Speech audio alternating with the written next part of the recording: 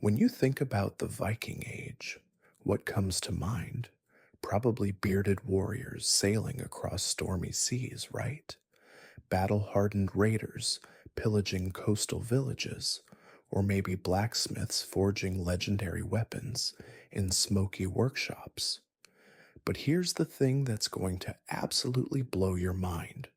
The Vikings had some of the most bizarre, unexpected, and downright strange jobs in all of human history. And I'm not talking about your typical farmer or fisherman either. Picture this: professional poets who could literally destroy your reputation with a single verse, legal experts who memorized entire law codes without ever writing them down, and craftsmen who turned animal bones into luxury items worth more than gold. These weren't just random odd jobs. These were highly respected, incredibly skilled professions that kept Viking society running in ways you never imagined. The Vikings weren't just raiders and warriors, they were a complex civilization with an intricate economy, and the jobs they created were absolutely mind blowing. We're talking about careers so unusual that they'd make your head spin. Some of these professions were so dangerous that they literally terrified the Vikings themselves. Others were so prestigious that kings would compete to hire the best practitioners. And a few were so mysterious that we're still trying to figure out exactly how they worked. In this video, I'm going to reveal the most unexpected Viking jobs that history books barely mention.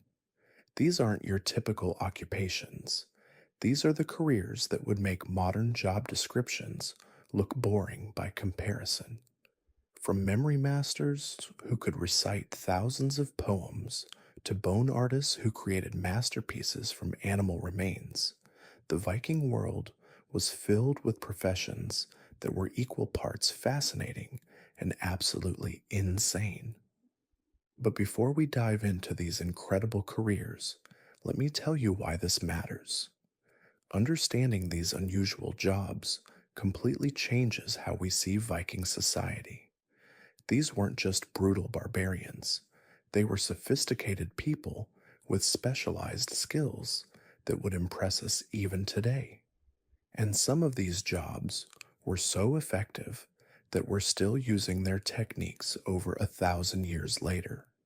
So buckle up, because we're about to explore a side of Viking culture that's going to leave you questioning everything you thought you knew about the Norse world. These jobs were so unexpected, so bizarre, and so absolutely crucial to Viking society that they're going to change your entire perspective on what it meant to be a Viking. The first profession that's going to absolutely shock you is the skald. And no, that's not a typo. These guys were walking libraries, human databases, and psychological warfare specialists all rolled into one incredibly powerful package. Imagine having to memorize thousands upon thousands of lines of poetry, historical accounts, and mythological stories without ever writing a single word down. That's exactly what skalds did. They carried the entire cultural heritage of the Vikings in their heads, passing down epic tales, historical events, and religious stories through pure memory and oral tradition. But here's where it gets absolutely insane. They weren't just storytellers, they were feared and respected because they could literally destroy your reputation with their words. Picture this: you're a Viking king, and you've got a skald in your court. This person has the power to compose verses that could either make you a legendary hero or turn you into a laughingstock for generations. The poetry they created was so complex that it required an encyclopedic knowledge of Norse mythology just to understand it. They used intricate metaphors called kennings, basically elaborate riddles within the poetry itself. Instead of saying gold, they might say Sif's hair, a reference to the golden hair of the Norse goddess Sif. But the real kicker? These skalds were basically walking around with the power to create or destroy reputations. Kings would pay them handsomely to compose praiseworthy verses, but they'd also live in fear of what these poet warriors might say about them. A skilled skald could craft satirical poetry so cutting and memorable that it would follow you for the rest of your life. We're talking about weaponized poetry that could be more devastating than any sword. The complexity of their work was absolutely mind-boggling. They used a poetic form called drotkvet, where every stanza had 8 lines, each with 6 syllables, specific stress patterns, internal rhymes, and alliteration. Then they'd weave in those kennings I mentioned, creating verses that were essentially literary puzzles, requiring deep cultural knowledge to fully appreciate. Imagine trying to compose complex riddle poetry on the spot while maintaining perfect meter and rhythm. That's exactly what these professional poets did. And here's the part that'll really blow your mind. Many of these skalds weren't just poets. Archaeological evidence suggests that some of them were also rune masters, skilled in carving runes and documenting important events. They were the multimedia artists of the Viking world, combining oral tradition with written records, creating a comprehensive cultural documentation system that kept Viking civilization alive across generations. The next profession is going to sound like something out of a fantasy novel, but I promise you it's completely real. Meet the Rune Masters, the Viking world's combination of artist, lawyer, spiritual advisor, and public record keeper, all wrapped into one incredibly specialized profession. These weren't just people who could scratch some symbols into stone. Rune Masters were highly skilled specialists who combined literacy, artistry, stonework, and spiritual knowledge in ways that would make modern professionals jealous. They were the ones responsible for creating those mysterious rune stones you see scattered across Scandinavia. But their job was far more complex than just carving letters into rock. First off, being a rune master required multiple advanced skill sets. You had to be literate in runes, which might sound simple until you realize that runic writing was far more complex than just an alphabet. You needed to understand the spiritual and magical properties associated with different runes, master the art of stonework and carving, and have extensive knowledge of legal formulations and poetic language. But here's the really crazy part. You also had to be part lawyer, part priest, and part artist all at the same time. Rune masters weren't just documenting random information. They were creating legal documents, memorial stones, and spiritual protections that people believed could literally affect the fate of the living and the dead. When someone wanted to commemorate a family member, document a legal transaction, or create spiritual protection for a bridge or building, they called in a rune master. These professionals would craft inscriptions that combined practical information with spiritual formulas designed to ensure the effectiveness of whatever they were documenting. The really wild part is how they signed their work. Unlike anonymous craftsmen, successful rune masters would actually sign their rune stones with their names, creating a kind of medieval artist's signature. We know the names of over 100 different rune masters from just one region of Sweden alone. They were creating branded artwork over 1,000 years ago, building reputations that would attract clients from across the region. And get this, as Christianity spread through Scandinavia, these rune masters didn't just disappear. They adapted, creating hybrid inscriptions that combined traditional runic magic with Christian symbolism. They were documenting the spiritual transformation of an entire civilization, creating stones that showed people hedging their bets between the old gods and the new faith. Talk about job security through adaptability.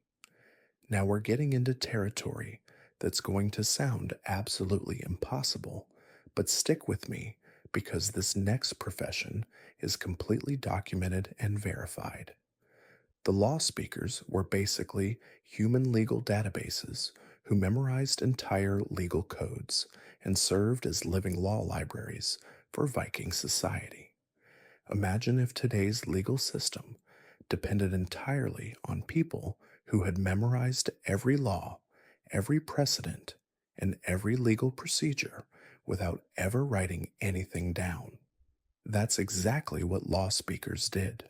They were walking encyclopedias of legal knowledge, and their job was to recite the law at public assemblies, settle disputes, and ensure that justice was administered correctly across Viking territories. Here's what makes this profession absolutely mind-blowing. These people had to memorize legal codes that were so extensive that they could only recite 1/3 of the law each year. It took 3 full years to get through the entire legal code once. And they had to do this perfectly because people's lives, property, and freedom depended on their accuracy. One mistake could result in incorrect punishment, wrongful execution, or improper distribution of inheritance. But law speakers weren't just legal recitation machines. They were also judges, mediators, and political advisors. They presided over the things, the Viking assemblies where legal matters were decided. They had to interpret the law, apply it to specific situations, and make binding decisions that entire communities would have to follow. And they did all of this based purely on their memorized knowledge of legal precedents and procedures. The really incredible part is that this system actually worked. Viking society maintained complex legal structures, resolved disputes, and administered justice across vast territories using nothing but human memory and oral tradition. These law speakers were so respected that they could speak directly to kings and challenge royal decisions if they violated established law. They were the constitutional scholars of the Viking world, and their authority came entirely from their ability to perfectly recall and apply legal knowledge. And here's the kicker.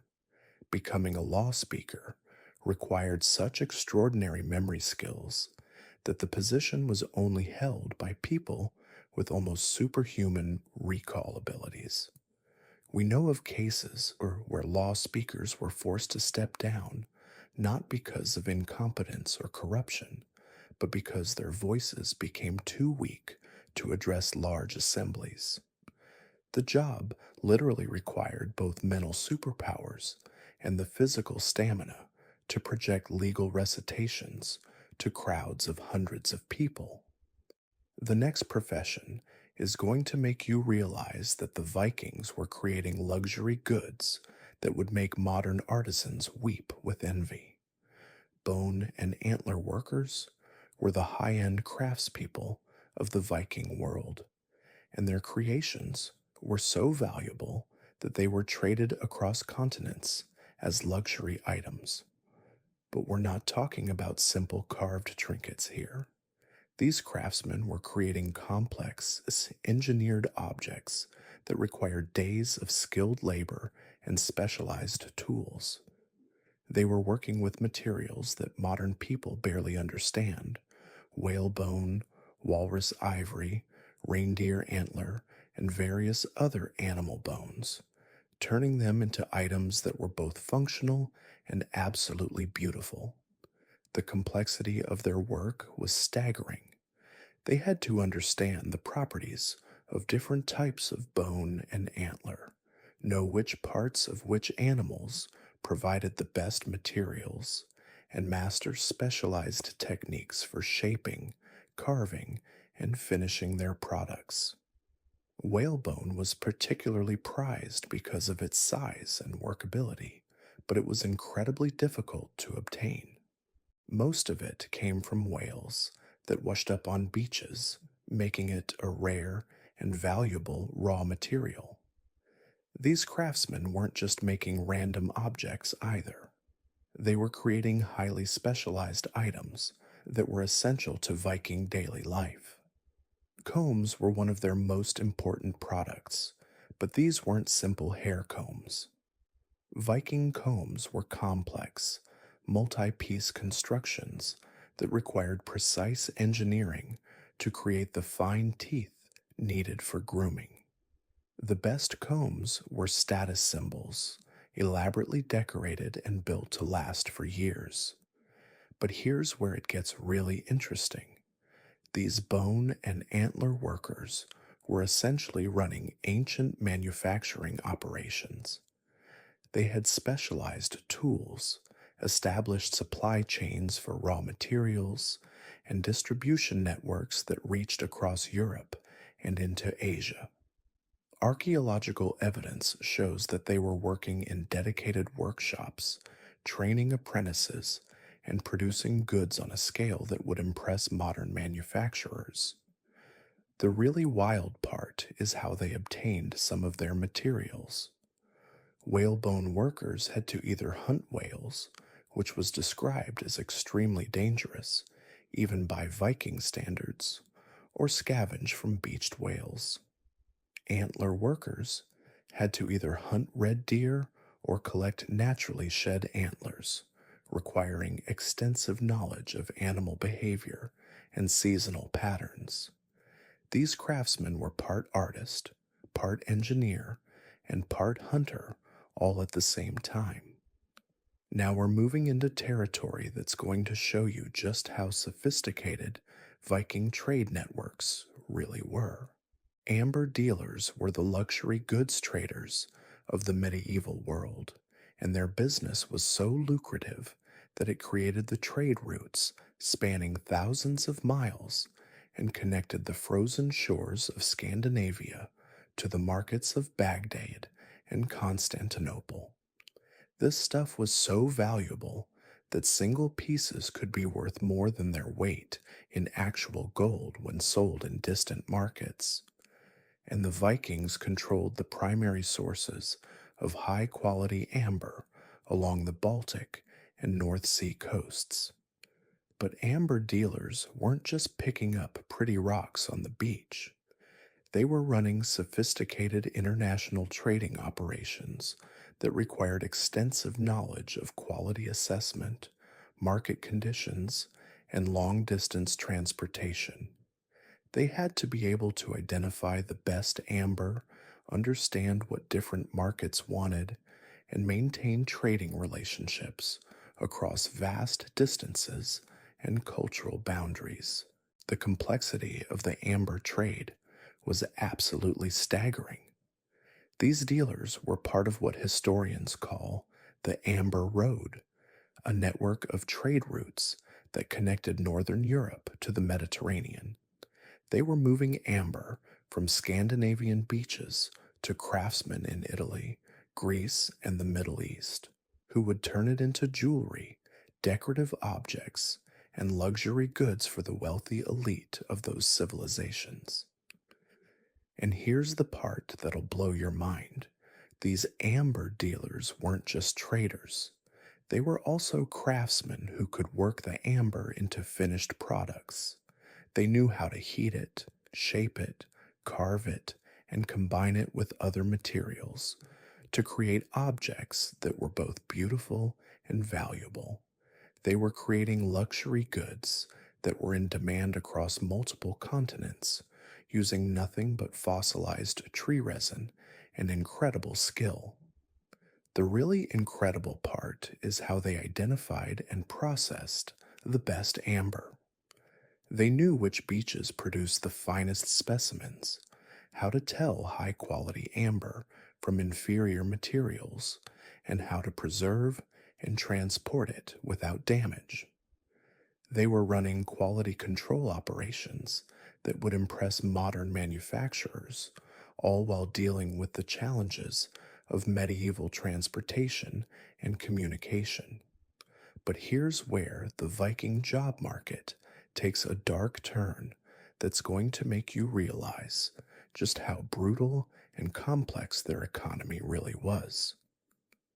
Slave traders were a major part of Viking commerce, and their operations were so extensive that they fundamentally shaped the economics of medieval Europe and beyond. This isn't a pleasant topic, but it's historically crucial to understand how central slave trading was to Viking society. These weren't just occasional raiders grabbing a few captives. Professional slave traders were running systematic operations that captured, transported, and sold human beings across vast international markets. They were a key component of the Viking economy, and their activities helped fund the expansion and development of Norse civilization. The scale of Viking slave trading was absolutely staggering. They were capturing people from raids across Europe, transporting them along established trade routes, and selling them in markets that stretched from Ireland to Constantinople to the Islamic world. Archaeological evidence shows that slave trading was so common that it was integrated into the regular trading activities of Viking merchants. These slave traders had to be skilled in multiple areas.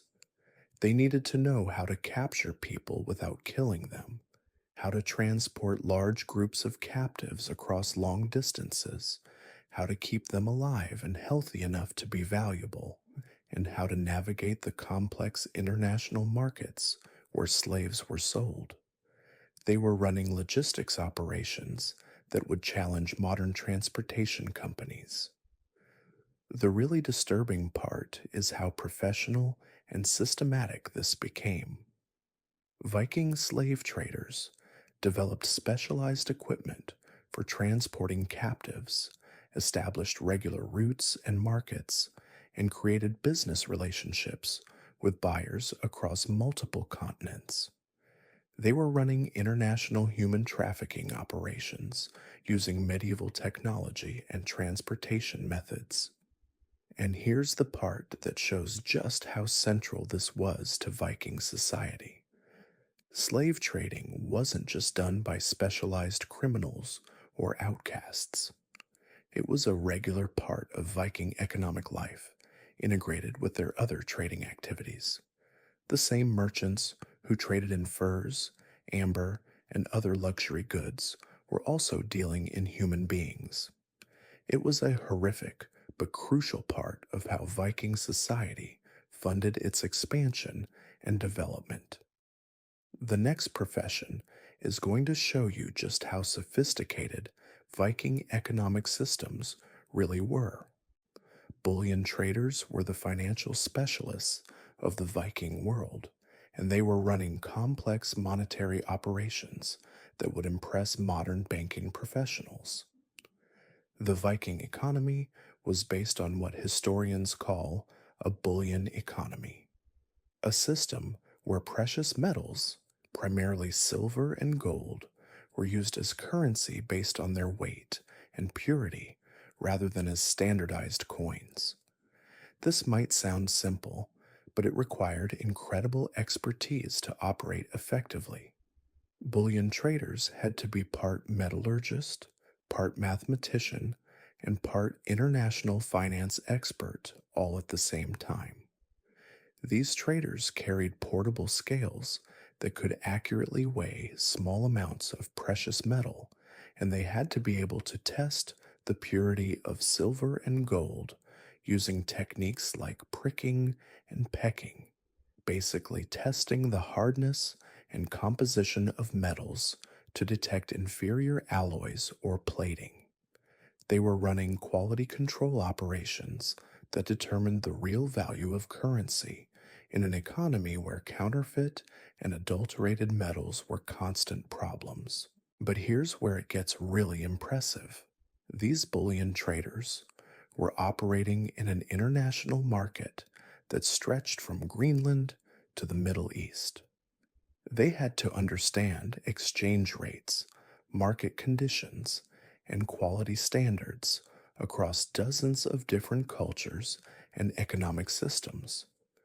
They were dealing with Arabic silver coins, Byzantine gold, and various other currencies, all while maintaining accurate records of weights, purities, and values.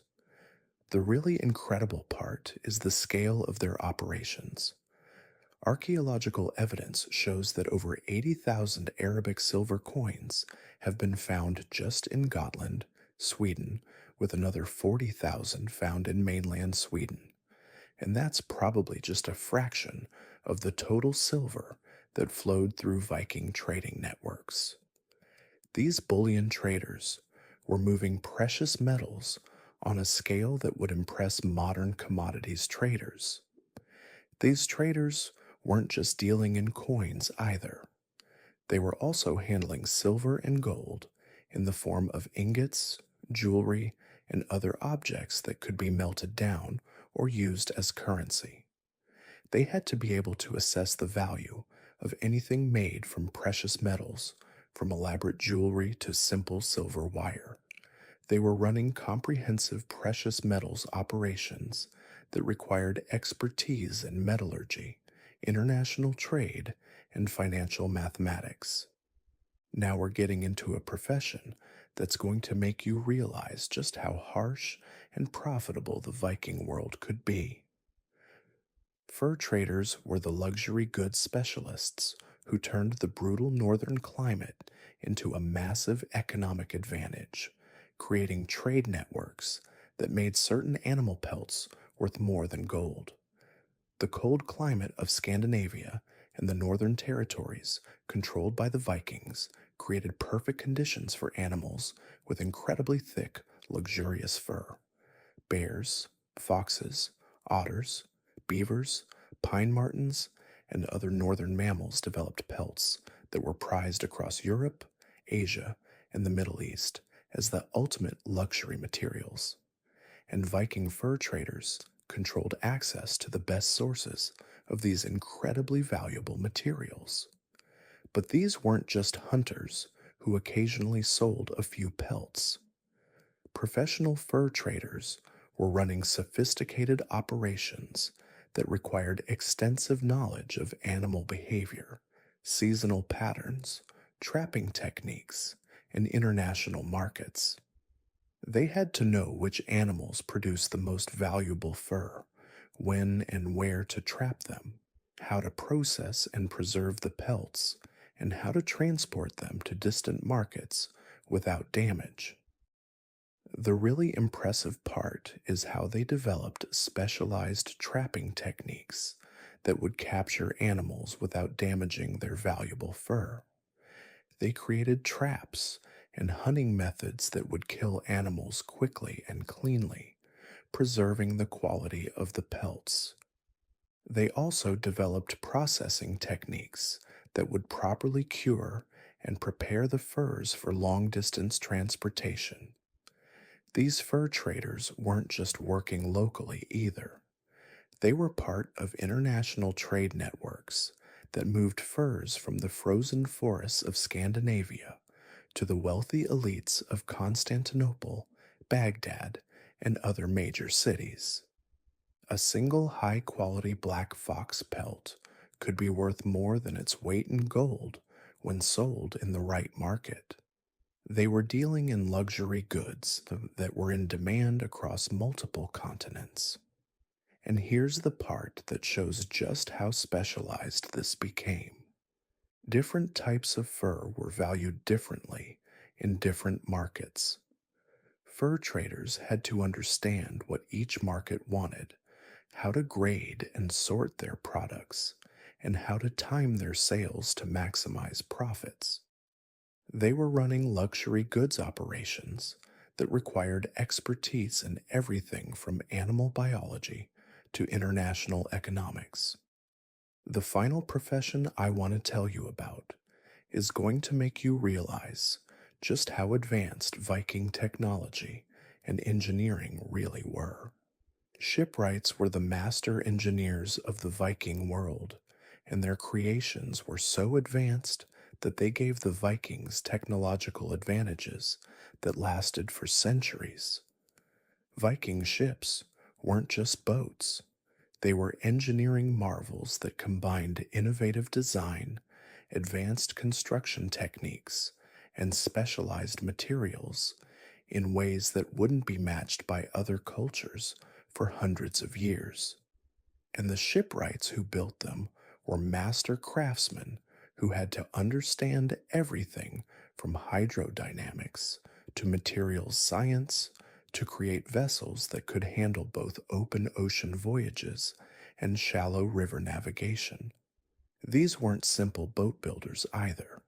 Viking shipwrights were creating different types of vessels for different purposes.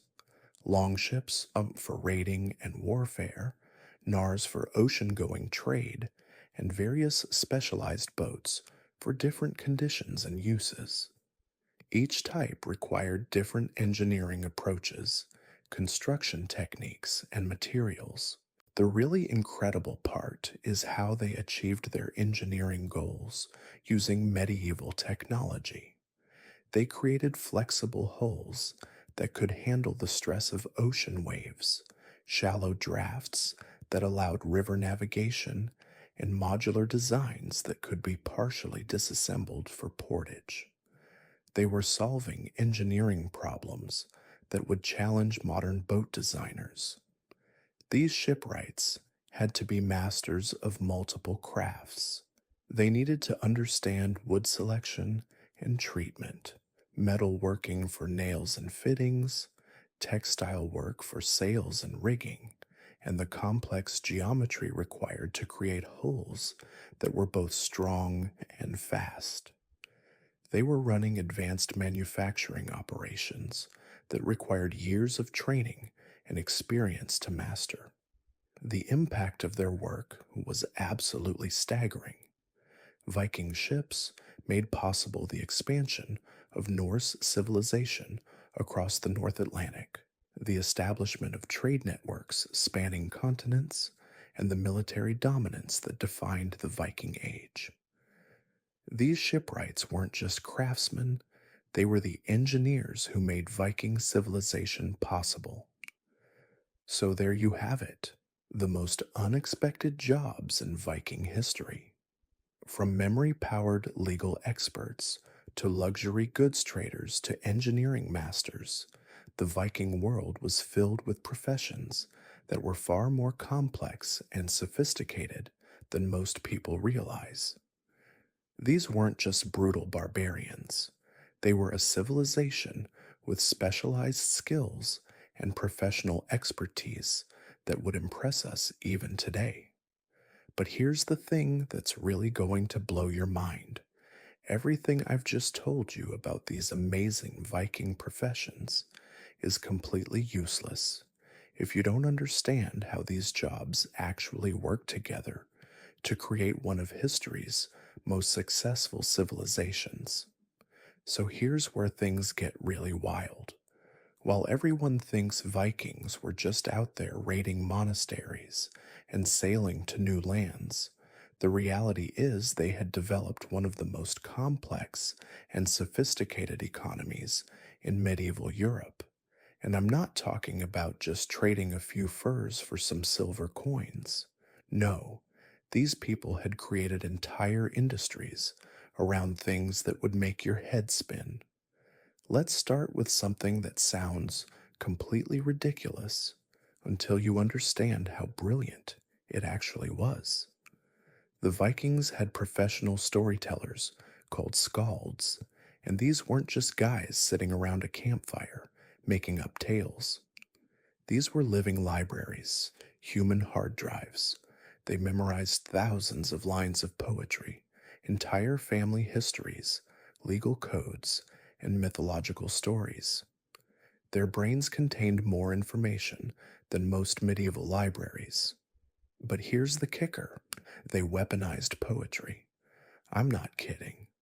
A skilled skald could destroy someone's reputation with a few well crafted verses. Kings feared them because one satirical poem could undermine their authority faster than any army. Imagine if your career could be ended by someone dropping a devastating diss track. Except this was 1,000 years ago, and the diss track was performed live in front of your entire community. The complexity of their poetry was insane. They used something called drotkvet, which had 8 lines with 6 syllables each, specific stress patterns, internal rhymes, and alliteration. Then they'd weave in these things called kennings, basically elaborate metaphorical riddles. Instead of saying gold, they'd say Sif's hair because of some mythological reference.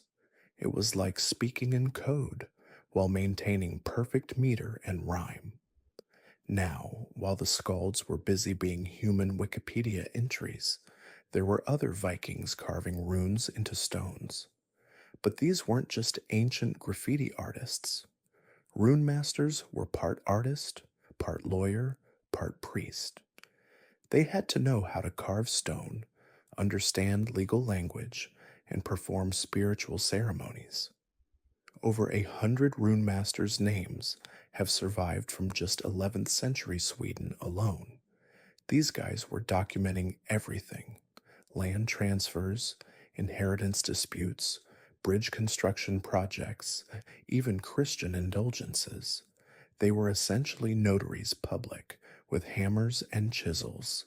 And here's something that'll blow your mind: many of them were also skalds.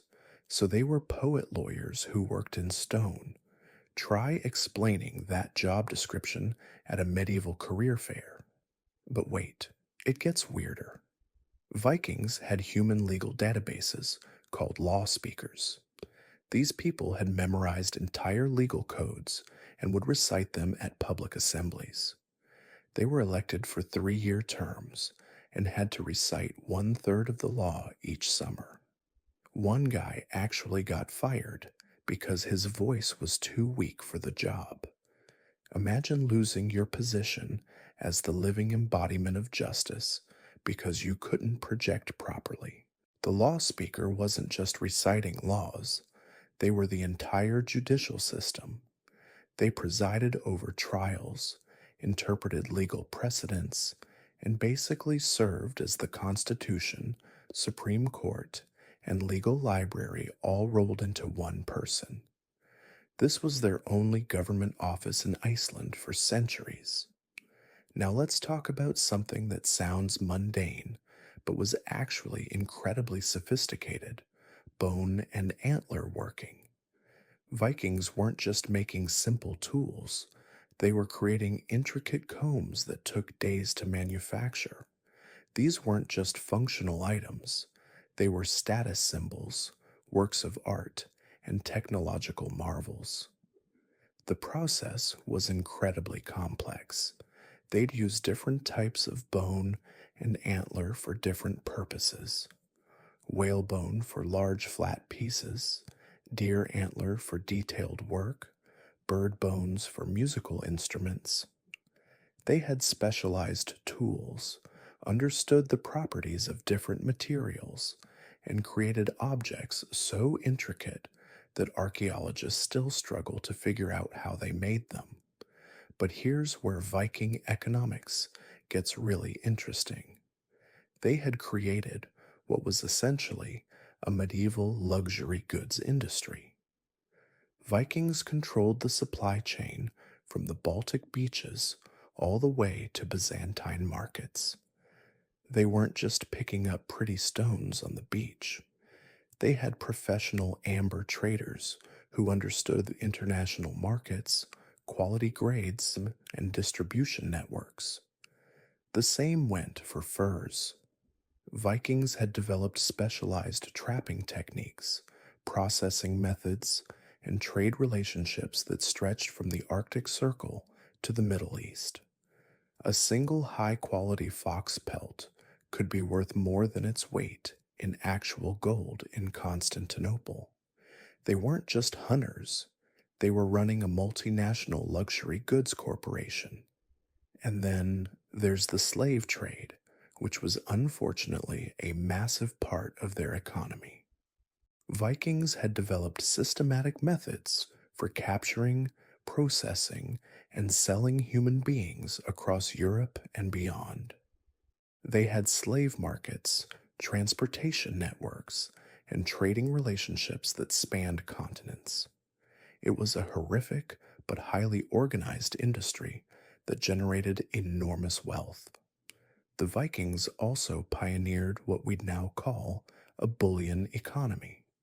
Instead of using standardized coins, they dealt in raw precious metals, silver and gold that was weighed and tested for purity. They had portable scales, standardized weights, and methods for testing metal quality. Traders would carry folding scales and use techniques like pricking and pecking to test if metal was pure or plated. This system was incredibly flexible. They could accept Islamic silver coins, Byzantine gold, or raw metal ingots. They could melt down jewelry, cut up coins, or trade in standardized pieces. It was like having a universal currency system 500 years before modern banking. But perhaps the most impressive thing was how all these specialized professions worked together. The skalds would compose poems about successful raids, which would attract warriors to join expeditions. The rune masters would document legal agreements for trade partnerships. The law speakers would settle disputes about treasure division. The craftsmen would create luxury goods that demonstrated the wealth gained from trading. It was an integrated economic system where storytelling, legal services, craftsmanship, and trade all reinforced each other. The Vikings hadn't just created a raiding culture, they'd built a sophisticated civilization with professional classes, specialized skills, and international trade networks. And here's the thing that really gets me. Most of these jobs required incredible memory and skill. There were no instruction manuals, no formal schools, no written procedures. Everything was passed down through apprenticeships and practice. A skald had to memorize thousands of lines of poetry. A rune master had to know how to read, write, carve stone, and perform ceremonies. A law speaker had to hold an entire legal system in their head. These weren't simple barbarians with axes. They were highly skilled professionals operating in a complex economy. They had quality control systems, professional standards, and specialized tools. They understood international markets, currency exchange, and supply chain management. The Vikings had essentially created a medieval version of a modern specialized economy, complete with professional services, luxury goods manufacturing, international trade, and even intellectual property. Remember, those skalds were essentially licensing their poetry to different kings and chieftains. So the next time someone tells you Vikings were just simple raiders, remind them that these people had developed one of the most sophisticated and diverse economies in medieval Europe. They were poets, lawyers, craftsmen, traders, and entrepreneurs who built an economic system that connected the Arctic Circle to the Mediterranean Sea. And the craziest part? They did it all without computers, without written contracts, without banks, and without any of the infrastructure we think is necessary for complex economic activity.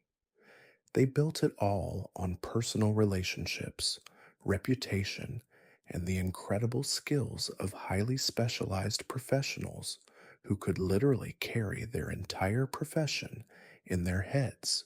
Now that we've explored the sophisticated world of Viking professional classes, let's dive deeper into some of the most unexpected and specialized occupations that truly set Viking society apart from their contemporaries. These weren't just simple farmers and raiders, they were running complex professional networks that would make modern business executives jealous. Let me tell you about the professional mourners of Viking society, a job so bizarre that it sounds like something out of a fantasy novel, but archaeological evidence and saga accounts confirm these people actually existed. The Norse had specialists called gradkonur, or weeping women, who were hired to professionally mourn at funerals. But here's where it gets absolutely wild. These weren't just people who showed up and cried. They were highly trained performers who memorized elaborate laments, knew the genealogies of important families going back generations, and could improvise emotional poetry about the deceased on the spot. The professional mourners had to master what we'd now call emotional theater. They would tear their clothes in specific ritualistic patterns, beat their breasts in rhythmic sequences, and wail in particular tonal arrangements that conveyed different aspects of grief. The most skilled mourners could command fees equivalent to what a craftsman might earn in months. They traveled from settlement to settlement, following news of deaths among the wealthy, and some became so renowned that families would delay burials until a particular mourner could arrive. What makes this even more fascinating is that these professional mourners weren't just performing grief, they were preserving cultural memory. During their laments, they would recite the achievements of the dead person's ancestors, recount heroic deeds, and essentially serve as living libraries of family history. In a society where most people couldn't read or write, these mourners were walking databases of genealogical and cultural information. But the Vikings had an even stranger profession that'll blow your mind: professional insulters. These weren't just people who were good at trash talk. The Norse had specialists called nidskald, or shame poets, whose entire job was to craft devastating insults that could literally destroy someone's reputation. These verbal assassins were so feared that hiring one was considered a legitimate form of warfare. The shame poets didn't just call people names, they created elaborate verses that attacked every aspect of their target's character, ancestry, and achievements. They would perform these insults at public gatherings, ensuring maximum social damage. The really skilled ones could weave their insults into seemingly innocent stories, so their victims would be humiliated without the poet technically breaking any laws. Here's the crazy part: these professional insulters were so effective that Viking laws actually had specific punishments for certain types of verbal attacks. If a shame poet accused someone of being sexually passive, which was considered the ultimate insult in Viking culture, the target had the legal right to challenge the poet to single combat. Some of these poetic duels became legendary, with both parties hiring the best shame poets available to wage war with words. The Vikings also had professional fortune tellers who operated more like modern consultants than mystical prophets.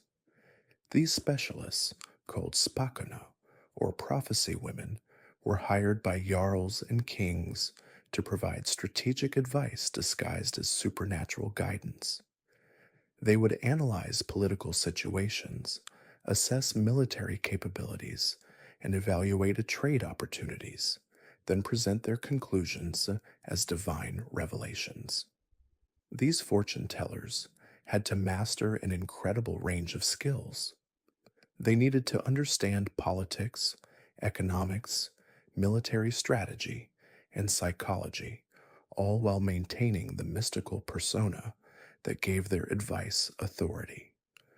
The most successful ones developed extensive intelligence networks, gathering information from travelers, merchants, and other contacts, then synthesizing this data into actionable insights for their clients.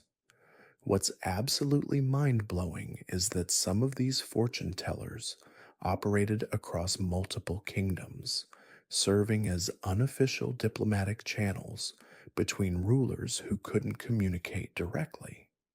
They would carry messages, negotiate agreements, and even arrange marriages, all under the cover of delivering prophecies and conducting rituals. The Vikings had professional storytellers who weren't just entertainers, they were psychological warfare specialists. These saga tellers would craft and spread stories designed to enhance their employer's reputation while undermining their enemies. They were essentially running sophisticated propaganda campaigns centuries before anyone used that term. These storytellers had to master multiple versions of the same events, tailoring their narratives to different audiences and political situations.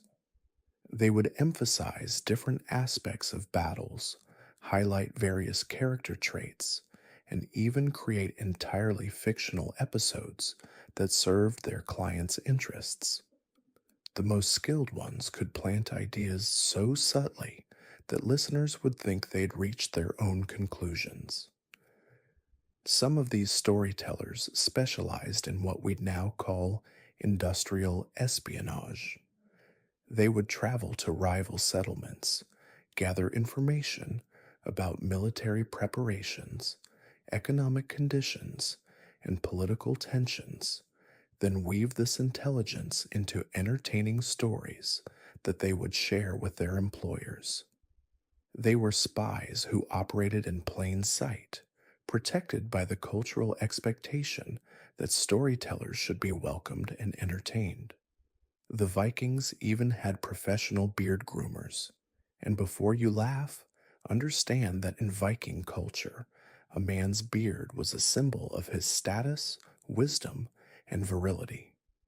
These specialists, called skagsmiths or beardsmiths, were skilled in creating elaborate braided styles, applying oils and treatments, and even weaving precious metals and gems into their clients' facial hair.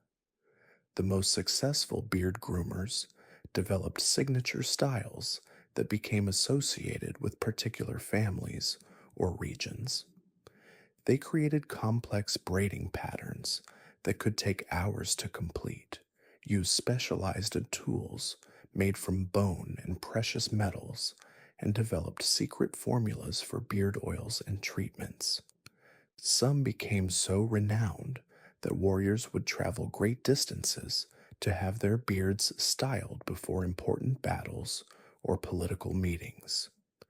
These professionals weren't just cosmeticians, they were image consultants who understood the psychological impact of appearance.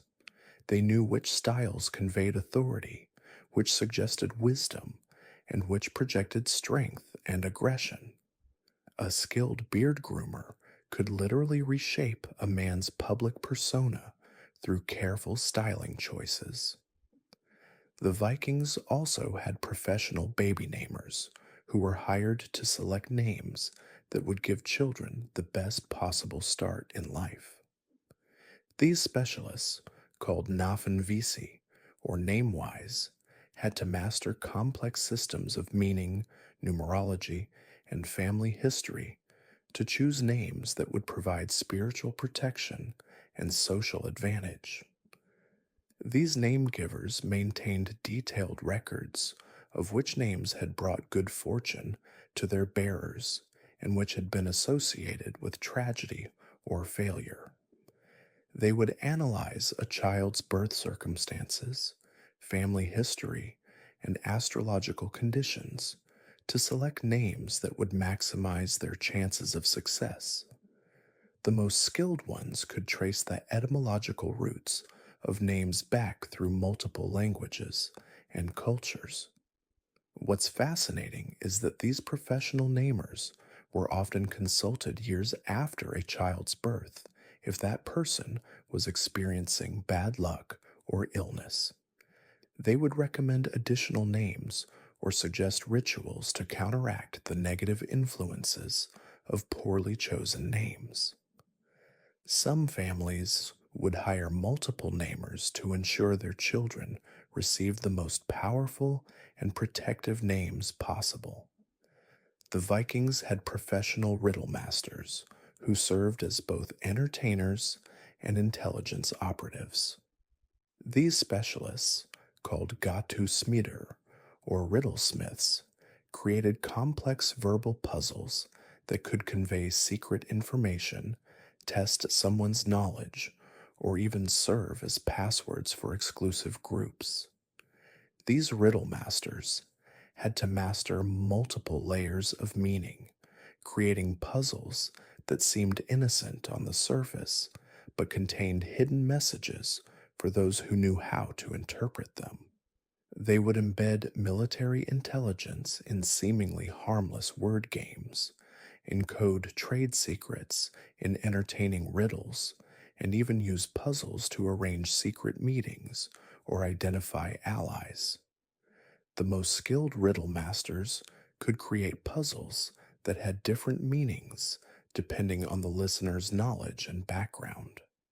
A single riddle might be a simple entertainment for most people, a coded message for allies, and a test of loyalty for potential recruits. They were essentially running sophisticated communication networks disguised as games and entertainment. The Vikings even had professional silence keepers, people whose job was to be present at important meetings and negotiations while guaranteeing absolute discretion. These specialists, called Thögnvörder or silence guardians, were hired by wealthy families and political leaders to witness agreements while ensuring that sensitive information wouldn't be leaked. These silence keepers had to develop perfect memories since they couldn't take written notes, and they had to master the art of being simultaneously present and invisible. They would position themselves where they could observe everything while remaining unobtrusive, and they developed techniques for remembering complex negotiations without appearing to pay attention. What made this profession particularly challenging was that silence keepers often had to choose between conflicting loyalties when they witnessed betrayals or discovered plots against their employers. The most successful ones developed reputations for absolute discretion that made them incredibly valuable to multiple parties simultaneously. The complexity and specialization of these Viking professions reveals a society far more sophisticated than most people realize. These weren't primitive raiders stumbling around Europe. They were running professional networks that spanned continents, developing specialized skills that wouldn't look out of place in modern corporate structures, and creating service industries that catered to every aspect of human need and desire. What's really remarkable is how these professions created interdependent webs of obligation and cooperation that held Viking society together. The professional mourners preserved cultural memory. The shame poets maintained social order through fear of reputation damage. The fortune tellers provided strategic guidance, and the storytellers shaped public opinion. Each profession supported and was supported by the others in an incredibly complex social ecosystem. This professional sophistication helps explain how the Vikings achieved such remarkable success in trade, exploration, and conquest. Now, let me take you behind the scenes of one of the most fascinating occupations in all of Viking society. And when I tell you about this job, you're going to understand why these people were both feared and desperately needed by everyone from humble farmers to mighty kings. We're talking about the professional bone readers, the people who could predict your future, determine your fate, and literally hold the power of life and death in their hands through nothing more than a handful of animal bones. Picture this. It's a dark winter evening in 10th century Norway. The snow is piling up outside a long house, and inside, a family is gathered around the central hearth. But this isn't just any ordinary evening, because sitting cross legged on the floor is a figure that commands absolute respect and not a little bit of fear. This is a bone reader, and in their weathered hands, they hold the bones that will determine whether young Eric should sail with the trading expedition come spring, or whether Astrid should marry the neighboring farmer's son. The bone readers weren't just fortune tellers or entertainers. These were serious professionals who held genuine power in Viking society. Archaeological evidence from across Scandinavia reveals specialized bone sets, carefully crafted divination tools, and even dedicated spaces within settlements where these rituals took place. We're talking about people who could make or break military campaigns, influence trade decisions, and even determine the fate of entire communities. But here's where it gets really interesting. The bone readers didn't just predict the future, they actively shaped it. When a bone reader declared that the gods favored a particular course of action, that wasn't just advice, it was practically a divine command. Kings and jarls would postpone raids, merchants would change their routes, and families would alter their plans based on what the bones revealed. The training to become a bone reader was absolutely brutal. Archaeological evidence suggests that apprentices would spend years learning not just the technical aspects of reading bones, but also developing the psychological skills necessary to read people, understand social dynamics, and provide guidance that would actually be useful. They had to memorize hundreds of different bone combinations, understand the subtle variations in how bones fell, and master the art of interpreting these signs in ways that were both meaningful and actionable. What made these professionals so effective wasn't just their supposed ability to communicate with the gods, though that was certainly part of it. The real power of the bone readers lay in their deep understanding of human nature and their communities. They knew who was planning what, who had conflicts with whom, and what the likely outcomes of various decisions would be. When they cast the bones, they weren't just reading random patterns, they were synthesizing complex social and economic information and presenting it in a way that people could understand and accept. The tools of the trade were absolutely fascinating. Archaeological finds reveal bone sets made from the bones of different animals, each with specific meanings. Wolf bones for matters of war and courage, horse bones for travel and trade, cattle bones for prosperity and farming, and bird bones for messages and communication. The bones were often carved with intricate symbols, polished to specific textures, and sometimes even inlaid with precious metals or stones. But the bone readers faced a unique occupational hazard that no other Viking profession had to deal with. If their predictions turned out to be spectacularly wrong, especially if people died or suffered major losses because of their advice, they could face serious consequences. Some bone readers were exiled, others were killed, and a few particularly unfortunate ones were subjected to the brutal ritual execution known as the Blood Eagle.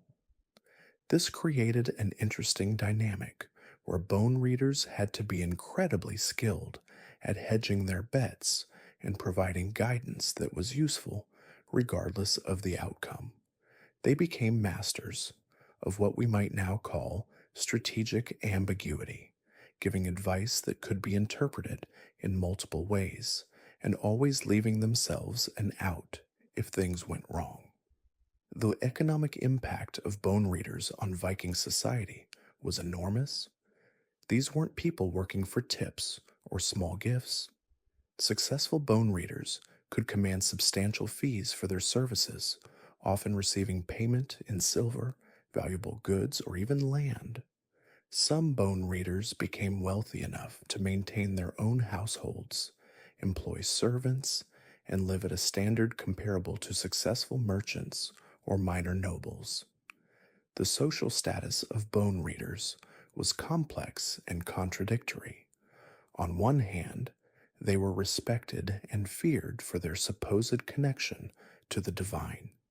On the other hand, they were often viewed with suspicion and mistrust, seen as potentially dangerous individuals who might use their influence for personal gain. This created a fascinating dynamic where bone readers were simultaneously insiders and outsiders in Viking society. Archaeological evidence reveals that bone readers often traveled extensively, moving from settlement to settlement and providing their services to different communities. This mobility gave them access to information and networks that were unavailable to most other Vikings. They became informal intelligence networks, carrying news, gossip, and strategic information across vast distances. The religious and spiritual aspects of bone reading were deeply intertwined with the practical and political dimensions of the profession. Bone readers served as intermediaries between the human and divine worlds, but they also functioned as counselors, advisors, and even primitive psychologists. They helped people process difficult decisions, cope with uncertainty, and find meaning in challenging circumstances. What's particularly fascinating is how bone readers adapted their practices to the specific needs and concerns of their communities. In coastal settlements, they might focus on predicting weather patterns and the success of fishing expeditions. In agricultural areas, they would emphasize seasonal cycles and crop yields. In trading centers, they would concentrate on market conditions and the safety of merchant voyages. The training methods used by bone readers were remarkably sophisticated. Master bone readers would take on apprentices and put them through rigorous training programs that could last for years. Apprentices would learn not just the technical skills of bone reading, but also the social and psychological skills necessary to be effective advisors. They would study human behavior, learn to read body language and vocal cues, and develop the ability to ask the right questions to extract the information they needed. The decline of professional bone reading began with the Christianization of Scandinavia, but the transition was gradual and complex. Many bone readers adapted their practices to incorporate Christian elements, reframing their work as divine guidance rather than pagan divination. Some became advisors to Christian kings and nobles, while others retreated to remote areas where traditional practices could continue. The legacy of Viking bone readers extends far beyond their historical period. Their techniques for reading social situations, providing guidance in times of uncertainty, and helping people make difficult decisions influenced later traditions of counseling and advice giving. They represent one of the earliest examples of professional psychological services, combining spiritual authority with practical wisdom in ways that were remarkably effective for their time. The bone readers of the Viking Age were far more than simple fortune tellers or religious figures. They were skilled professionals who provided essential services to their communities, combining supernatural authority with practical wisdom, psychological insight, and social intelligence.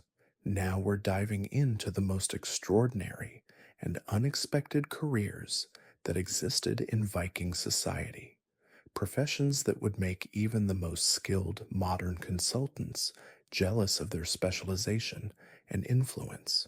These weren't just odd jobs or random occupations. These were highly sophisticated, deeply integrated roles that required years of training, exceptional skill, and often carried tremendous social power. Let's start with perhaps the most mind bending profession of all, the professional insulters. Yes, you heard that right. The Vikings had people whose entire livelihood depended on their ability to craft devastating verbal attacks. These weren't just crude name callers throwing around basic insults. These were linguistic artists who could destroy reputations, influence political outcomes, and even prevent wars through the sheer power of their words. The professional insulter, known as a nidskald or scorn poet, operated in a society where reputation was literally everything. Your honor determined your social standing, your marriage prospects, your business relationships, and even your legal rights.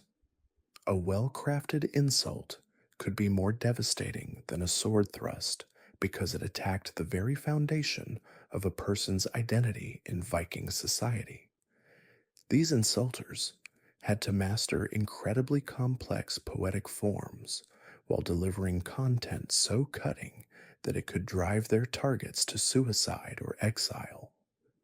They used the same sophisticated meter and kenning systems as the skalds we discussed earlier, but twisted them into weapons of social destruction.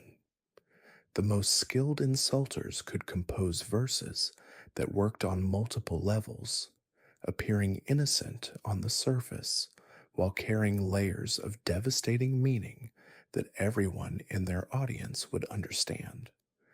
Archaeological evidence suggests these professional insulters were hired for specific occasions: political disputes, property conflicts, or personal vendettas.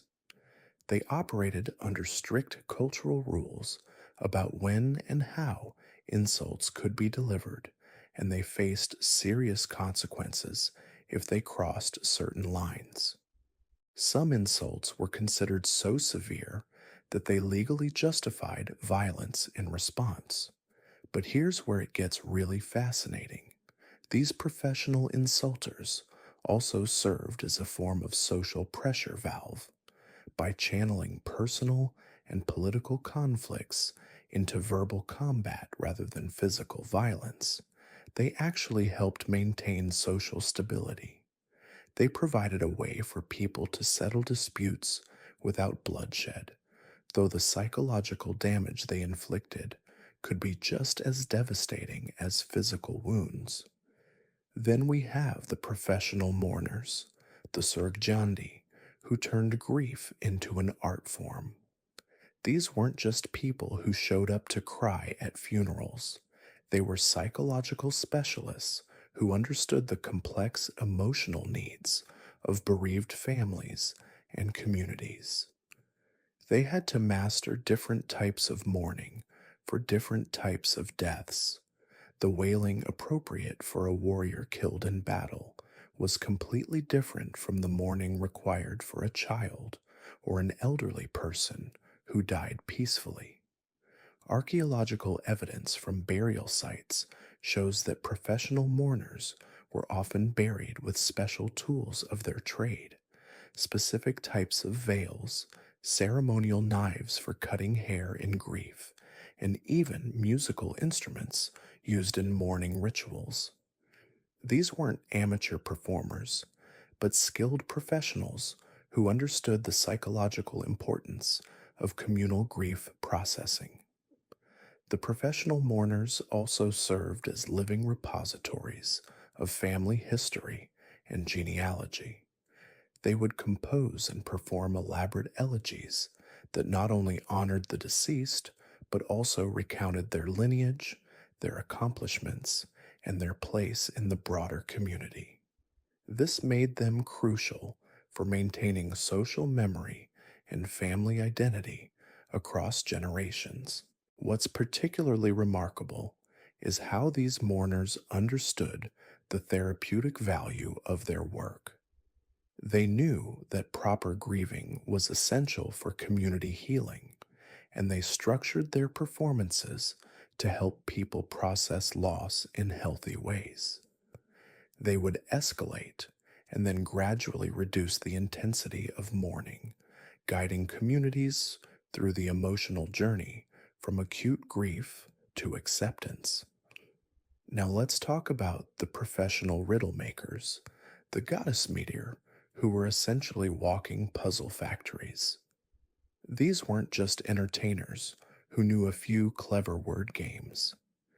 They were intellectual athletes who could compose complex riddles on the spot, often incorporating current events, personal details about their audience, and multiple layers of meaning that would challenge even the most educated listeners. The riddle makers served a crucial educational function in Viking society. Since most people couldn't read, riddles became a way to transmit knowledge, test intelligence, and preserve cultural information. A skilled riddle maker could embed lessons about mythology, history, practical skills, and moral values into seemingly simple word puzzles. Archaeological evidence suggests these professionals traveled extensively, moving from one settlement to another and adapting their riddles to local conditions and concerns. They would arrive at a feast or gathering and challenge the assembled crowd with puzzles that required detailed knowledge of local geography, recent events, or specific cultural practices. The best riddle makers were considered so valuable that they were often retained by wealthy families or rulers as permanent advisors. They served as informal intelligence networks, gathering information from their travels and packaging it into riddles that could be shared without revealing sensitive details directly. But perhaps the most unexpected profession was the professional baby namers, the Nafungjafi, who turned the apparently simple task of naming children into a complex spiritual and social science. These weren't just people with good suggestions for names. They were specialists who understood the magical and social implications of different names, the way names could influence a child's destiny, and the complex family and political considerations that went into naming decisions. In Viking society, names weren't just labels, they were believed to carry spiritual power and to influence the bearer's fate throughout their life. The wrong name could bring bad luck, social problems, or even supernatural danger. The right name could provide protection, enhance certain qualities, or connect the child to powerful spiritual forces. The professional baby namers maintained extensive knowledge of name meanings, family histories, and the spiritual associations of different sounds and combinations. They would spend time with families before a child's birth, learning about the parents' hopes and fears, studying the family's genealogy, and sometimes even consulting with spiritual advisors to determine the most auspicious names. These specialists also understood the social implications of naming choices. A name that was too ambitious might set unrealistic expectations for a child, while a name that was too humble might limit their social prospects. They had to balance spiritual considerations with practical social realities.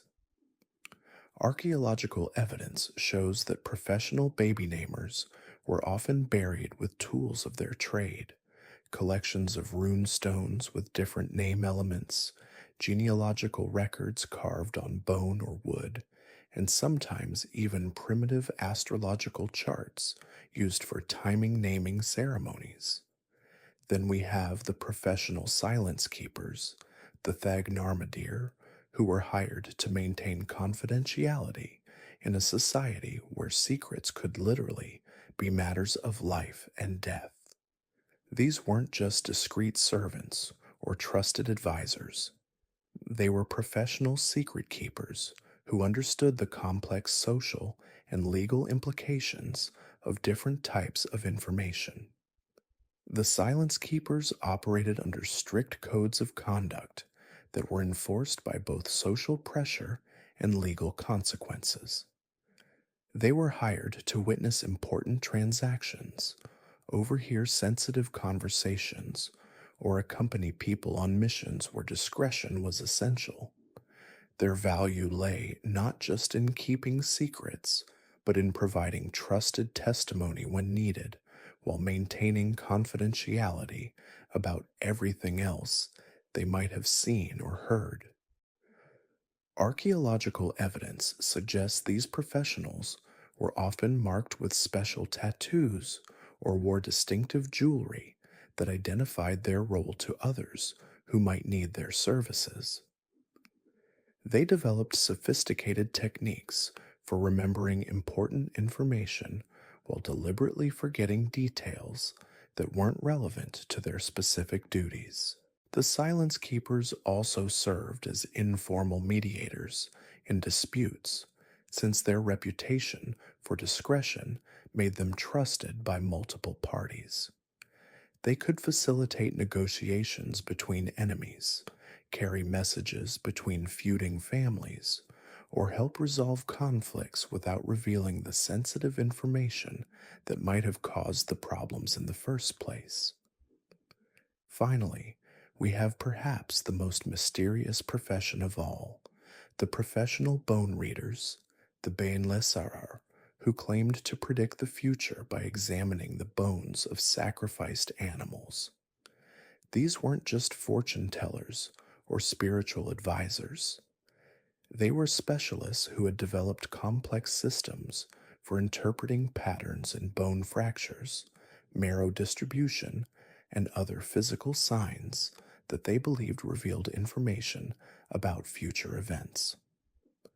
Archaeological evidence from multiple sites includes collections of specially prepared bones marked with various symbols and signs, suggesting that bone reading was a highly systematized practice rather than random superstition. The bone readers had to master not only the technical aspects of their craft, but also the psychological skills needed to provide useful guidance to their clients. These professionals served important functions in Viking decision making processes.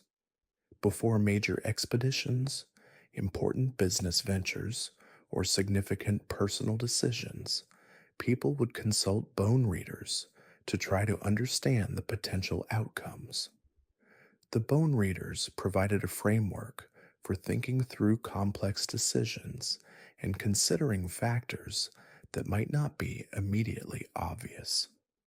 What's particularly fascinating is how these bone readers understood the psychological aspects of their work. They knew that their predictions could become self fulfilling prophecies influencing their clients' behavior in ways that made certain outcomes more likely. They had to balance providing helpful guidance with avoiding predictions that might cause harmful or reckless behavior.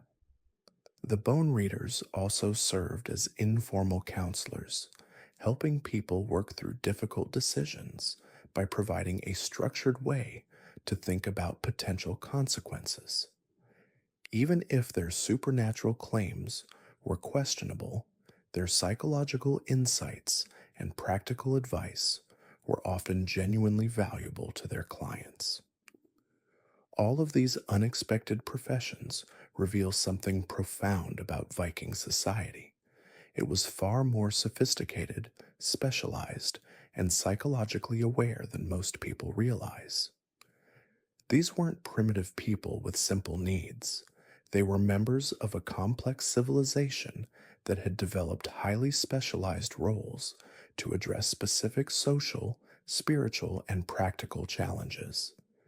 These professional roles were all interconnected, forming a web of specialized services that supported the broader Viking economy and culture. The insulters worked with the silence keepers to manage information flow. The mourners collaborated with the bone readers to help people process loss and uncertainty. The riddle makers worked with the baby namers to preserve and transmit cultural knowledge. What's most remarkable is how these professions anticipated many modern specialized roles. The professional insulters were early versions of political consultants and public relations specialists. The mourners were proto-therapists who understood grief counseling. The riddle makers were educational specialists who knew how to make learning engaging and memorable. The baby namers were early child development specialists who understood the psychological importance of identity formation. The silence keepers were precursors to modern confidentiality, professionals like lawyers and therapists. The bone readers were early decision making consultants who helped people think through complex choices. These unexpected Viking professions remind us that human societies have always been more complex and sophisticated than they might appear on the surface. Now, let me tell you about the most unexpected professions that kept Viking society running smoothly, jobs so bizarre and specialized that they would make our modern career counselors scratch their heads in complete bewilderment. We're talking about the Viking equivalent of today's social media influencers, therapists, and even reality TV stars, except these roles were deadly serious business that could literally determine whether kingdoms rose or fell, whether families prospered or starved, and whether entire communities lived in harmony or descended into chaos. Picture this. You're a Viking chieftain, and you need someone to publicly humiliate your enemies through carefully crafted insults so devastating that they would rather flee the country than face the social shame. Or maybe you need a professional who can read the future by examining the shoulder blades of sacrificed animals, someone whose predictions could influence military campaigns worth thousands of lives and fortunes. These weren't just odd jobs or quirky side hustles. These were full-time, highly respected professions that required years of training, exceptional skill, and nerves of steel. The people who held these positions wielded influence that would make today's celebrities jealous, commanded respect that modern politicians can only dream of, and possessed specialized knowledge that was literally worth its weight in gold. What makes these professions even more fascinating is how they reveal the incredible sophistication of Viking society. While popular culture portrays Vikings as simple raiders and farmers, The reality was far more complex. They had developed an intricate social ecosystem that required specialists in everything from professional insult crafting to supernatural communication, from crowd psychology to what we might today call performance art. The most successful Vikings weren't just the strongest warriors or the shrewdest traders. They were the ones who understood how to navigate a complex web of social relationships, spiritual beliefs, and cultural expectations that required an army of specialists to maintain. These specialists operated in a world where reputation was everything, where the right word spoken at the right time could topple kingdoms, and where the ability to read social situations was literally a matter of life and death. Take the professional shame poet, for instance. This wasn't someone who wrote embarrassing limericks for entertainment. This was a highly trained cultural warrior who could compose verses so psychologically devastating that they would drive enemies to suicide or exile. These poets understood the deepest fears and insecurities of their targets, crafted their attacks with surgical precision, and delivered them with theatrical flair that would make modern stand up comedians weep with envy. Or consider the professional silence keeper, individuals who were paid handsomely to attend important meetings and negotiations without speaking a single word. Their job was to observe, remember, and occasionally provide crucial testimony about what really happened during high stakes discussions. They were human recording devices. In an age before writing was common, living archives who could make or break legal cases with their testimony. Then there were the professional mourners, people who made their living by grieving dramatically at funerals and memorial services. But these weren't just actors putting on a show. They were skilled practitioners who understood the psychological and social functions of grief, who could help families and communities process loss in culturally appropriate ways, and who served as bridges between the living and the dead in a society where ancestor worship was central to daily life. The bone readers represented perhaps the most mysterious of these professions. These specialists could allegedly divine the future by examining the bones of sacrificed animals, reading patterns in the marrow, cracks in the surface, and other signs that were invisible to untrained eyes. Kings and chieftains would delay military campaigns, cancel trading expeditions, or restructure entire political alliances based on what these bone readers discovered in their examinations. What's remarkable is how these professions adapted to the unique challenges of Viking society. Unlike settled agricultural communities, Viking society was highly mobile, with people constantly traveling for trade, raiding, or exploration. This meant that their specialists had to be portable, able to ply their trades in temporary camps, aboard ships, or in foreign lands where their services might be needed. The professional storytellers, for example, weren't just entertainers.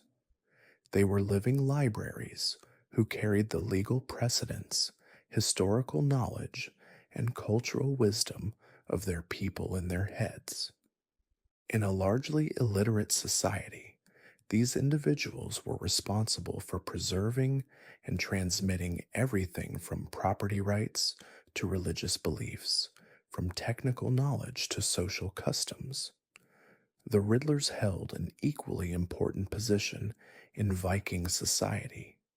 These weren't people who told jokes or brain teasers for fun.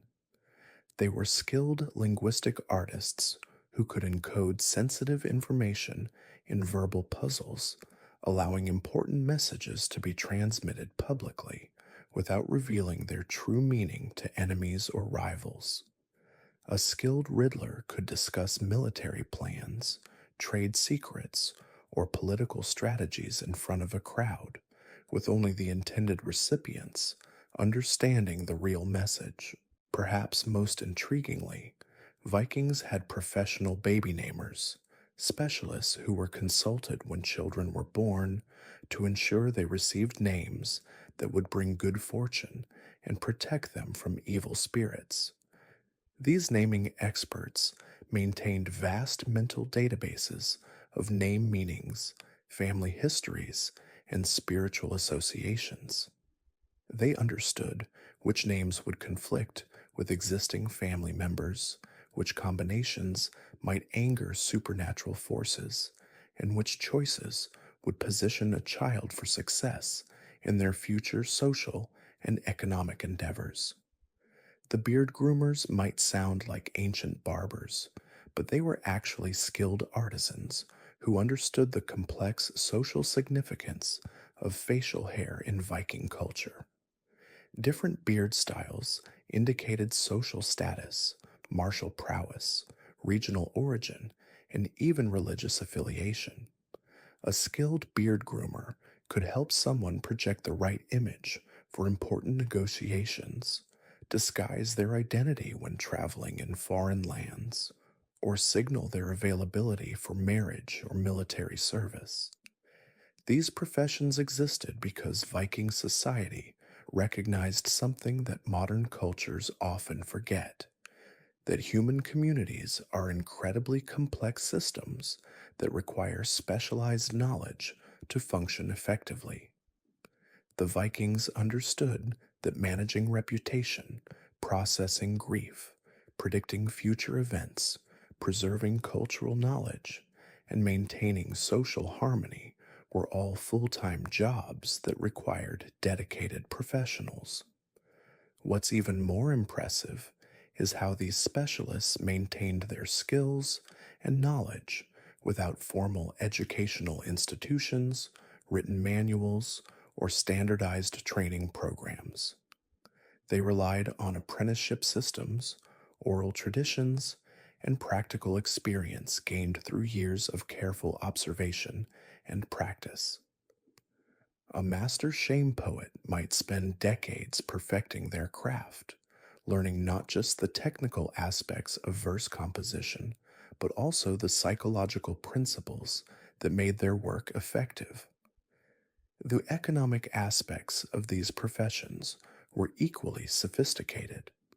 These specialists operated in a complex economy where services were often more valuable than goods, where reputation and relationships were forms of currency, and where the ability to solve social problems was worth more than gold or silver.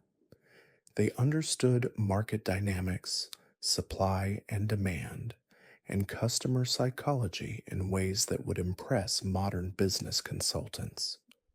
The professional fortune tellers, for instance, had to balance genuine belief in their abilities with shrewd business sense. They needed to provide predictions that were specific enough to be useful, but general enough to allow for multiple interpretations. They had to read their clients' personalities and situations accurately enough to offer relevant advice while maintaining the mystical authority that justified their fees. These professions also reveal the sophisticated understanding Vikings had of human psychology and social dynamics. The professional silence keepers understood that sometimes the most powerful position in a room belonged to the person who said nothing but observed everything. The shame poets knew that public humiliation could be more devastating than physical violence. The mourners recognized that grief was a social process that required skilled facilitation to be healthy and productive. The international aspects of these professions were equally remarkable. As Viking traders and raiders traveled across Europe, Asia, and then even North America, They encountered other cultures with their own specialized professions. The most successful Viking specialists were those who could adapt their skills to work in foreign contexts, understanding local customs while maintaining their core expertise. A skilled storyteller, for example, might need to adjust their repertoire when performing for Christian audiences in England, emphasizing different themes and avoiding certain topics while still maintaining the entertainment value and cultural significance of their work. The bone readers had to understand how their services might be perceived in different religious contexts, sometimes presenting their work as entertainment rather than genuine divination when operating in hostile cultural environments. The decline of these professions began long before the end of the Viking Age itself. As Scandinavian societies became more centralized and Christianized, many of these specialized roles were either absorbed into formal religious hierarchies or eliminated entirely as incompatible with Christian doctrine. The rise of literacy reduced the need for human memory specialists, while the establishment of formal legal systems diminished the importance of traditional cultural authorities. However, the legacy of these professions can still be seen in modern Scandinavian cultures, where storytelling, craftsmanship, and social harmony remain highly valued. The emphasis on egalitarianism and consensus building that characterizes modern Nordic societies may have roots in the complex social management systems that these ancient specialists helped maintain. The most important lesson from these forgotten professions is perhaps how they demonstrate the incredible adaptability and sophistication of human societies. The Vikings developed these specialized roles not because they were primitive people who believed in magic, but because they were sophisticated observers of human nature who understood that complex societies require complex solutions. These Renessians remind us that every culture develops its own unique ways of managing the challenges of human coexistence, and that what seems strange or unnecessary to outsiders may actually serve vital functions within its original context. Now, let me tell you about the most unusual and specialized job in all of Viking society, one that absolutely no one talks about, but was absolutely crucial to their entire way of life. This wasn't just some random task that anyone could pick up and do on the side. No, this was a full time, highly respected profession that required years of training, incredible memory skills, and nerves of absolute steel. These were the professional Vikings who literally made or broke entire communities with nothing but their words. I'm talking about the grief keepers, the emotional architects of Viking society who managed death, memory, and mourning in ways that would seem completely alien to us today. Picture this: a Viking warrior dies in battle, and immediately, before the body is even cold, a grief keeper rushes to the scene. But they're not there to comfort the family or say prayers. They're there to collect stories, to interview witnesses, to gather every single detail about how this person lived and died. Because in Viking culture, if your death wasn't properly recorded and retold, it was like you never existed at all. The grief keepers had to memorize thousands upon thousands of individual death stories, funeral rites, and family histories. They knew exactly how long each family should mourn, what specific rituals needed to be performed, and most importantly, they decided whether someone's death was worthy of being remembered by future generations. But here's where it gets really wild. These weren't just storytellers. Grief keepers had the power to essentially delete people from history. If they decided your death wasn't honorable enough, or if your family couldn't pay their fees, they would simply refuse to include your story in the oral tradition. And in a culture where written records barely existed, that meant you were completely erased from existence. The training to become a grief keeper was absolutely brutal. Young apprentices had to spend years learning not just the stories, but the exact emotional beats, the precise moments to pause for dramatic effect, the specific ways to make people cry or feel inspired. They studied human psychology before psychology was even a concept. They had to master something called emotional contagion, the ability to make an entire room feel exactly what they wanted them to feel. A skilled grief keeper could walk into a funeral and, through nothing but their voice and timing, turn a room full of angry, vengeful relatives into a peaceful, accepting crowd. Or they could do the opposite, turn a quiet, sad funeral into a raging war cry that would send the entire community out seeking revenge.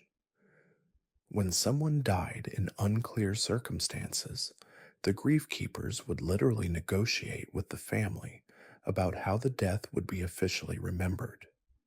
Did this person die bravely in battle, or did they die as a coward? Did they die of illness, or were they cursed? The grief keepers would examine evidence, interview witnesses, and then make a binding decision about the official story. And once they decided, that was it. That became the truth for all time. No one could argue with a grief keeper's final decision about how someone's death would be remembered. The economic power these people held was absolutely staggering. Wealthy families would pay enormous sums to ensure their relatives got the full, heroic death treatment. Poor families might have to sell everything they owned just to guarantee their loved one wouldn't be forgotten. Some grief keepers became incredibly wealthy, essentially running what we'd now call emotional monopolies. They had their own secret language, their own guild system, and their own incredibly strict code of ethics. Breaking the grief keeper code was one of the few crimes in Viking society that was punishable by something worse than death, complete erasure from memory. They would literally delete you from every story, every song, every family history. It was like you had never been born. The most elite grief keepers were called memory weavers, and they could construct elaborate death narratives that connected multiple families across generations. They would create these incredible epic stories where individual deaths became part of larger, heroic sagas. A skilled memory weaver could take the death of a simple farmer and weave it into a tale so compelling that it would be told for centuries. But here's the really mind blowing part: they didn't just manage death, they managed life. Grief keepers were consulted before major decisions, before marriages, before voyages, because they understood better than anyone else how actions would be remembered after death. They were essentially life coaches, but with the power to control your eternal legacy. The tools of their trade were unlike anything else in Viking society. They carried special memory sticks carved with intricate symbols that helped them remember thousands of different stories. They had emotional maps, literally drawings that showed them how to guide people through different stages of grief. They even had what we'd now call psychological profiles of different personality types, so they could customize their approach for each family. Some grief keepers specialized in specific types of death. There were battle death specialists, drowning death experts, sickness death masters. Each type required completely different rituals, different emotional approaches, different memorial techniques. The Viking world was so complex that you needed specialists just to die properly. The decline of the grief keepers began with the spread of Christianity, which brought written records and standardized funeral practices. Suddenly, you didn't need a human being to remember your story. You could write it down. The emotional monopoly that grief keepers had held for centuries started to crumble, but their influence on Viking culture was so profound that traces of their work still exist today. The way we think about legacy, about how we want to be remembered, about the stories we tell at funerals, all of that comes from innovations developed by these ancient, emotional architects. The last known grief keeper died in Iceland in the early 1300s, and with him died one of the most sophisticated systems of memory management in human history. Now imagine you're in a Viking settlement after the sun has set, and the long house is filled with the gentle sounds of families preparing for the evening. But instead of the warriors and farmers you might expect, you're surrounded by some of the most unexpected professionals in human history. These weren't just raiders and traders, these were skilled specialists whose jobs would seem absolutely bizarre to us today, yet they were essential to Viking society. Let me tell you about the bone readers, the professional diviners who interpreted the future by examining animal bones. These weren't casual fortune tellers. These were highly respected specialists who commanded serious fees for their services. They would heat animal bones over fires, then carefully study the patterns of cracks that formed. A skilled bone reader could supposedly predict everything from the weather to the outcome of battles based on these fracture patterns. What makes this even more fascinating is that bone reading was considered so important that wealthy Vikings would consult multiple bone readers before making major decisions, and these specialists often traveled between settlements, building reputations that could make them wealthy beyond what most farmers could imagine. But bone readers weren't the only mysterious professionals operating in Viking society. There were also the silence keepers, individuals whose entire job was to maintain absolute quiet during certain rituals and ceremonies. This might sound simple, but silence keepers were actually highly trained professionals who understood the acoustic properties of different spaces. They knew exactly how to position themselves to detect even the slightest sound, and they carried special tools like wooden clappers that could instantly signal when someone had broken the sacred silence. These professionals were particularly important during religious ceremonies where any noise could supposedly anger the gods, and a skilled silence keeper could command respect equal to that of a priest. Even more unusual were the professional insulters, specialists who crafted devastating verbal attacks designed to destroy their targets' reputations. These weren't just people who were good at trash talking. These were artists of verbal warfare who understood the power of words in a culture where reputation was everything. A skilled insulter could compose elaborate poems and speeches that would follow their target for years, damaging their ability to form alliances or conduct business. What's remarkable is that many of these professional insulters were actually hired by one person to attack another, creating a kind of verbal warfare industry where the best practitioners could make excellent livings, destroying people with nothing but words. The Vikings also had professional mourners, but these weren't just people who cried at funerals. These were skilled performers who specialized in creating elaborate displays of grief that could last for days. They knew dozens of traditional mourning songs, understood the proper gestures and movements for different types of losses, and could even customize their performances based on the deceased person's life and accomplishments. The most skilled professional mourners could actually enhance a family's reputation by providing such an impressive display of grief that it would be talked about for generations. Perhaps even stranger were the beard groomers, professionals who specialized in maintaining the elaborate facial hair that was so important to Viking masculinity.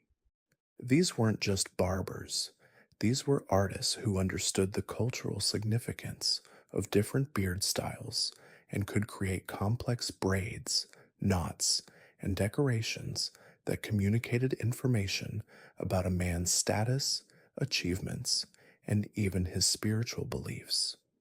A master beard groomer might spend hours working on a single client, using oils, waxes, and special tools to create facial hair arrangements that were essentially wearable art.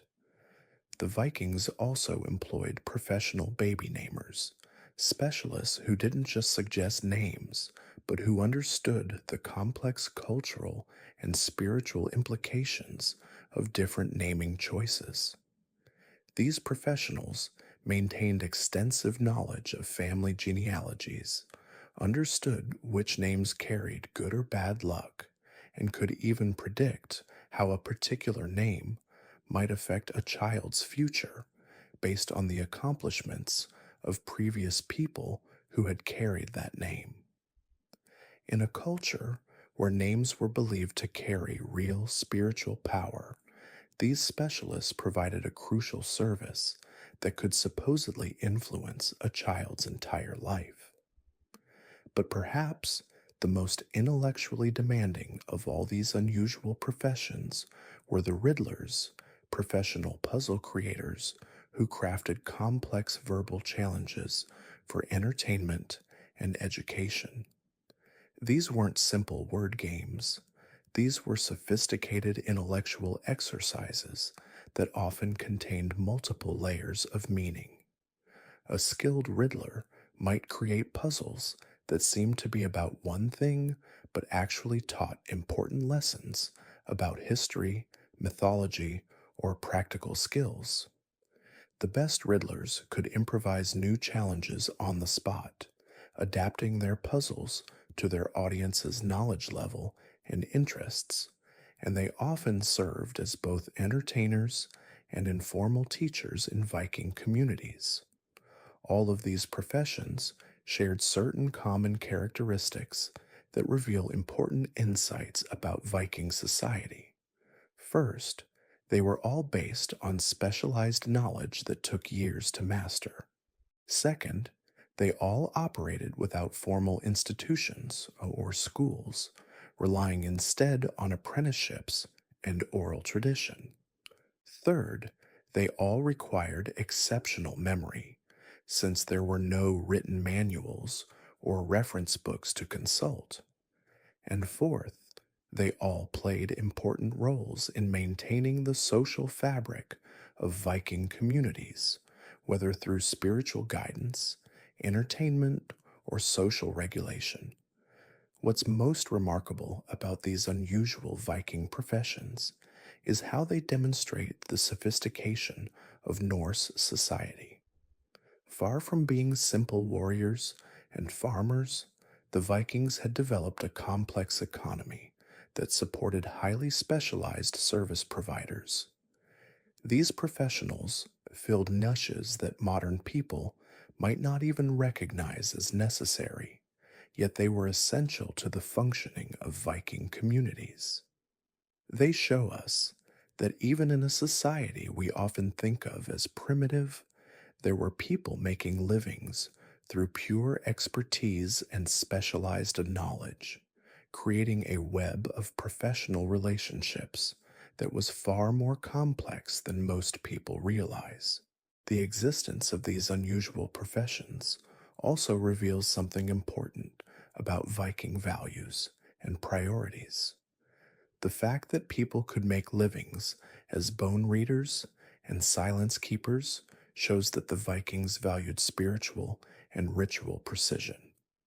The importance of professional insulters and mourners demonstrates how much they cared about reputation and social performance. The existence of beard groomers and baby namers shows their attention to personal presentation and cultural continuity. Now we reach the final chapter of our journey through the unexpected occupations of Viking society, a story that fundamentally transforms our understanding of medieval Norse culture. After exploring the sophisticated world of skalds, rune masters, law speakers, and countless other specialized professions, we arrive at a profound realization that challenges everything we thought we knew about Viking civilization. The evidence we've uncovered paints a picture of a society far more complex and nuanced than the popular image of simple raiders and farmers. These weren't just bearded warriors sailing across the seas in search of plunder. The Vikings had created an intricate social ecosystem where memory keepers, legal experts, spiritual advisors, and skilled craftspeople worked together to maintain one of the most sophisticated cultures of the early medieval period. Consider the web of interconnections between these professions. The skald who memorized the laws worked alongside the law speaker who recited them at assemblies. The rune master who carved memorial stones collaborated with the bone and antler workers who created the tools for their trade. The amber dealers who traveled vast distances relied on the same navigation skills as the shipbuilders who constructed their vessels. Every profession supported and enhanced the others in a complex dance of cultural preservation and innovation. But perhaps the most remarkable aspect of this occupational landscape was how it functioned without formal institutions or centralized authority. These weren't government employees or members of official guilds. They were individuals who recognized social needs and stepped forward to fill them, creating their own authority through expertise and reputation. The Viking system was remarkably meritocratic in this regard, where skill and knowledge could elevate someone regardless of their birth circumstances. The psychological dimensions of these professions reveal something profound about Viking society's understanding of human nature. They recognized that communities needed more than just physical sustenance and protection. They needed meaning, memory, justice, beauty, and connection to something larger than themselves. The professional mourners provided emotional catharsis, the riddle makers offered intellectual stimulation, and the silence keepers created spaces for contemplation and spiritual connection.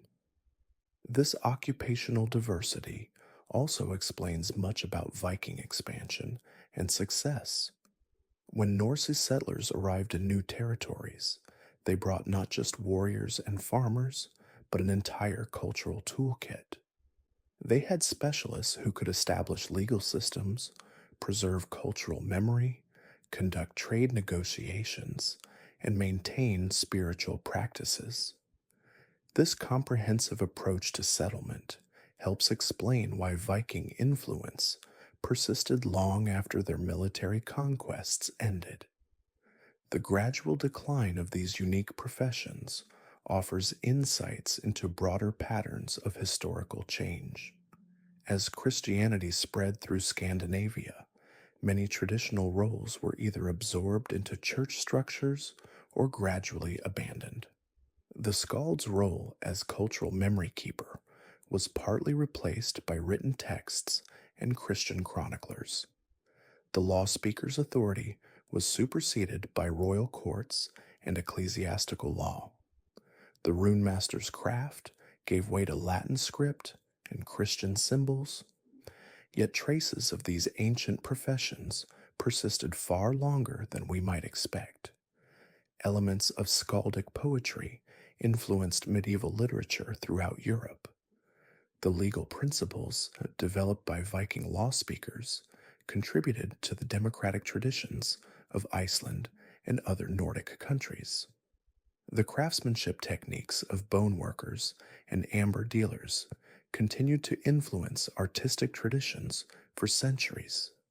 Perhaps most importantly, these forgotten professions remind us that innovation and specialization aren't modern inventions. 1,000 years ago, Viking communities were creating roles that required years of training, sophisticated understanding of human psychology, and deep cultural knowledge. They were developing solutions to social problems that we still grapple with today, from conflict resolution to grief processing to cultural preservation. The story of these unexpected Viking occupations ultimately reveals the danger of historical oversimplification.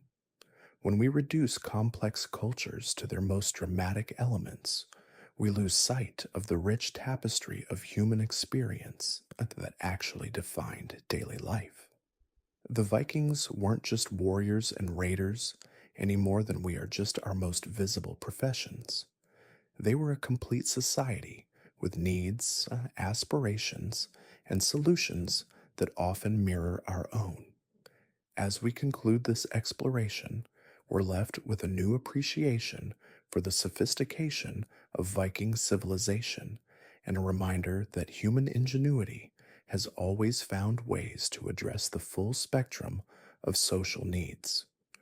These forgotten professions weren't just occupations, they were expressions of a culture's commitment to preserving memory, maintaining justice, creating beauty, and nurturing the human spirit across generations.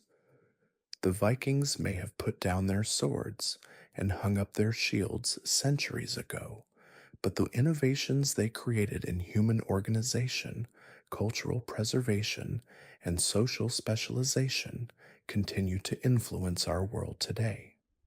In recognizing these unexpected occupations, we honor not just the Vikings, but the universal human drive to create meaning, preserve knowledge, and build communities that serve the full range of human needs.